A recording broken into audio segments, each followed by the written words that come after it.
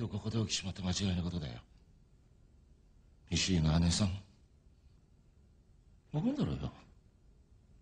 あんたのことだよ。愛の子がチャイニーズとか愛の子アメリカ人に言い出してしまったってことだよ。